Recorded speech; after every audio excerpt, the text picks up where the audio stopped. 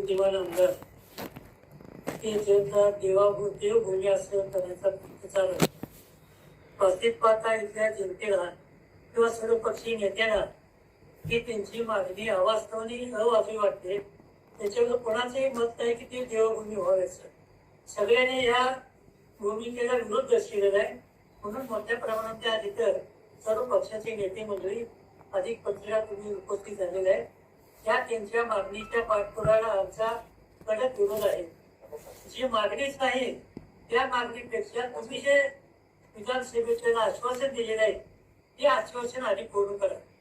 तुमच्यासारख्या ठिकाणी तुम्ही MIDC 1,000 एकराची MIDC 2,000 लोकांना काम देतो असं म्हणतात. ते काय तुम्ही अजून केलेलेच नाही. जे अशा अनेक गोष्टी तुम्ही केलेल्या आहे त्या गोष्टीवर तुमचं कुठले वाटले नाही. आणि जी लोकांमध्ये मागणी नाही ते लोकांना विचलित करण्याचं काम चालू आहे. प्रत्येक ठिकाणी देवा धर्मात जायचं गोवर्ग दर्जा तुम्हाला देतो म्हणून सांगायचं. म्हणजे ज्या लोकांच्या मागण्या नसतात त्या लोकांचं मत परिवर्तन विचलित करण्याचं काम हे आमचे गोपीचंद पडळकर करतात. नावच बदलायचं असेल तर एवढी मोठी यात्रा भरते तिथं तुमच्या आटपाडीला त्याचं नाव ठेवलं होतं देवाभूमी म्हणून. म्हणजे आज या भारत देशामध्ये फक्त वाराणसीला तेवढं देवाभूमी म्हणलं जाते. प्रयागराज वाराणसी बाकी कुठल्याही आपल्या भारत देशामध्ये देवभूमी कुठल्याही जिल्ह्याला किंवा कुठल्याही गावाला बोललं जात नाही. त्यामुळे आमच्या छोट्याशा तालुक्याला तिथं कुठेही कसं महत्वाचं ठिकाण असताना शेजारी पंढरपूर आहे हे देवभूमी होऊ शकले. आणि आमच्या तर तालुका छोटा आहे असं कुठेही एखादं म्हणजे जे अवतार आहे त्या अवतारापैकी कुठलाही अवतार इथं नाही. त्यामुळे देवभूमी म्हणण्याचे काय कारण नाही. जनतेचा इथं प्रचंड विरोध आहे. त्यामुळे यांनी अशा या फालतू कामामध्ये लक्ष घालण्यापेक्षा विकास कामाकडे लक्ष द्यावं. सध्या म्हैसाळचं पाणी मागतात लोक, तिकडं पाणी नाही, तिथं प्यायला पाणी नाही, टँकर चालू करायची तिथं अवस्था झालेली आहे, तिथं लक्ष नाही. तिथं गरीब बांधव कटकट गेला तिकडं तुमचं लक्ष नाही. येत आहे फक्त कुठेतरी जायचं, लग्नाला जायचं आणि त्याचं फोटो सेशन करायचं. आणखी कुठं मैदानाला जायचं त्याचं फोटो सेशन करायचं. फोटो सेशन मध्ये तुमचं काम चाललेलं आहे. विकासाचा काय तर तुम्ही केला पाहिजे.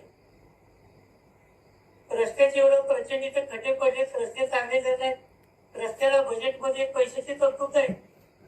झालेले रस्ते, जलशुद्धाची कामं, जलजीवन मिशनची कामं कोट्यावधी रुपये इथं शिल्लक म्हणजे त्यांचे बिलं द्यायचे.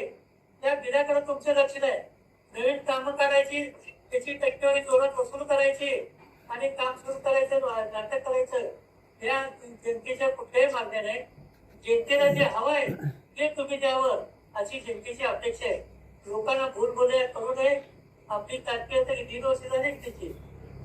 1.5 वर्षाची कारकीर्द झाली. 1.5 वर्षामध्ये तुम्ही एखादं ठोस असं जगचं काम काय केलंय ते आमच्या जनतेला दाखवते की बाबा मी हे काम केलंय. आमची जुनीच कामं तुम्ही रेटायला लागणार तुम्ही तिथं. तुम्ही स्वतःच एक तरी काम 100-200 कोटी तुम्ही आणले ते चालू केले असं एक तरी काम त्यांनी दाखवावं आणि जनतेला तुम्ही विश्वासाला पात्र. लोकांना असं वाटू लागले कार्यकर्त्याला आम्ही इतर निवडून देऊन बसलो अशी कार्यकर्त्याची भावना झालेली आहे. कुणाचाही फोन उचलत नाही त्यांनी, कुणालाही बोलत नाही. त्यांनी काय प्यादी ठेवले तिथं, अधिक आटपाडीची काय प्यादी आहे तिथं, त्यांच्या मार्फत त्याचा फोन असेल तेवढाच फोन उचलायचा आणि ही प्यादी टक्केवारी वसूल करण्यापेक्षा इतर कुठलंही काम करत नाही. सगळीकडे कुठल्याही कॉन्टॅक्ट असो काही असो पहिल्यांदा टक्केवारी असते. त्यांचा मध्यस्थ माणूस बोलतोय तिथं. असे ते ग्रामसेवक कोण राहिलाय त्याला पीएचची ऑर्डर काढले त्यांनी. कुठल्या आधारे काढले पीएचची ऑर्डर त्यांनी. हे ग्रामसेवक ते आपण निवडायचे तिथं. सरकारी नियमाचं गरज आहे ना. आमच्याकडे पीए होतीच की, पण आम्ही तिथे त्यांचे सच्चे पीए केले. सगळे आटपाडीचा पीए स्वतःचा, आटपाडीचा ग्रामसेवक स्वतःचा पीए पण लावलेला आहे. वास्तविक पाहता शासनाने याला मान्यता द्यायला नको पाहिजे. तर आता त्या ग्रामसेवकचा पगार कोण काढते? जर सरकार काढत असेल तर चुकीच आहे ना. ते पीए ठेवायचं असेल तर त्या पीएचा वेगळा पगार म्हणते, त्या पगाराचा त्यांनी पीए ठेवायला पाहिजे. तसं न करता म्हणजे आपल्याच बगल बच्चांना त्यांनी तिथं पीए पण ठेवले. वसुलीला सुद्धा त्याने आपलेच बगल बच्चे ठेवले. जे काय इथे कामं निघतात शासकीय ती सगळी कामं त्यांच्या आठवड्याच्या लोकांना देण्याचं काम चालू आहे. आणि जे एखादं काम जर आपल्या तालुक्याच्या लोकांना मिळालं त्याची सुद्धा वसुली अगोदर दिल्याशिवाय त्याचं काम होत नाही, ही सध्याची वस्तुस्थिती आहे. त्यामुळे लोकांच्या मनामध्ये ह्या आमदारच्या बद्दल सध्या भावना बरोबर नाही, परंतु अजून 3 वर्षांचा काळ असल्यामुळं लोक बोलायला धजायला लागले. परंतु लोकांमध्ये आणि कार्यकर्त्यामध्ये सर्व पक्षाच्या नेत्यामध्ये प्रचंड असंतोष आहे. त्याचा उद्रेक येत्या निवडणुकीला होईल.